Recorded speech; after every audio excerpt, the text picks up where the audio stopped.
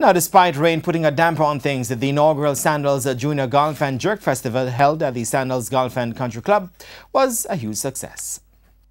Almost 500 spectators made up of family and friends braved the rain to enjoy the spectacle and would be pleased with what they saw. The day started in sunshine but ended in rain. But that couldn't stop the more than 70 junior golfers from stroking their way across over the lush green course. Some even driving the ball like a senior. But there was one thing in common: they were doing it for charity.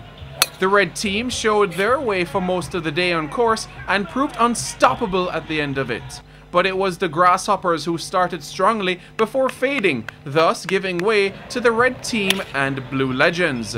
But at the end of the day, the red team finished atop the standings with 18 points ahead of Blue Legends and Grasshoppers on 12 points each. It feels good knowing that it is a charity, it's going to somewhere good. We're not just playing golf just to show off the sport, but to help others. It just makes us feel better. According to organizer Miguel Arthurs, the support was great and they have met their objectives. From the charity, they have also decided to partner with the St. Anne's Bay Hospital to work with stroke survivors. And in learning how to play golf, putting, learning how to perform a golf swing, they'll be rehabilitated and experience some amount of physiotherapy, right? This is something taking place in the UK, taking place in the United States.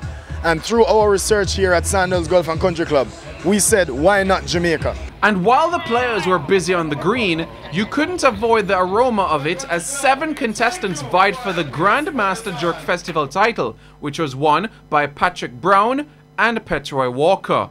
Reporting for TVJ Sports, I'm Simon Preston.